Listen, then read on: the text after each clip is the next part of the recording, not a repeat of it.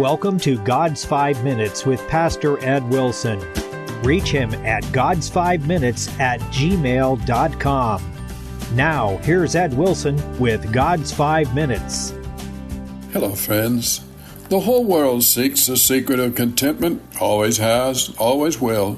Where is it to be found? Well, money helps. Health's critical to it. Happy relationships matter a lot. There's something more than all of that, something that makes all of those things really come together. And old King David found and described it with the following words in the 37th Psalm. Delight thyself also in the Lord, and he shall give thee the desires of thine heart. Commit thy way unto the Lord, trust also in him, and he shall bring it to pass.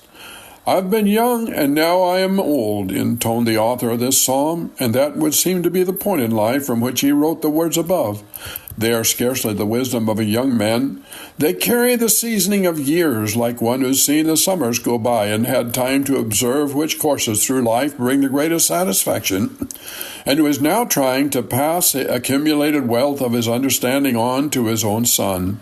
He's known so many bad people, no matter how prosperous seeming, to come at last to disappointment, and so many good ones struggle through adversity only to emerge at last into the radiant sunshine, that he is beyond convinced of the eternal benefit of a walk with God. Solomon's later writings, penned in a similar sunset interval of life, are filled with gloom and a sense of futility. But David walked a different road from that taken by his wayward son, and his experience with life was not soured or quieted. It does not seem it is an endless maze or a disappointing struggle. He has learned to see God in all of it, and that anchor point has cleared his mind of confusion.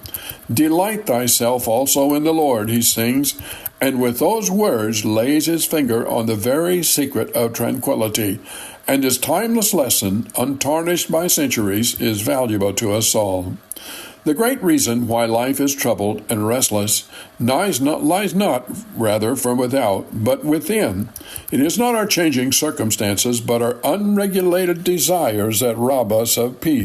The very passions of desire disturb us. Wishes make us forfeit quietness, and when a whole heart full of varying and sometimes contradictory longings is a raging ferment within a person, how can he keep from trembling and quivering? Unbridled and varying longings and wishes are the worst enemies of our repose. One reason why that is so is because craving fulfillment in the things of this world puts us at the mercy of externals. Whatever we make necessary for our contentment, we make the master of our happiness.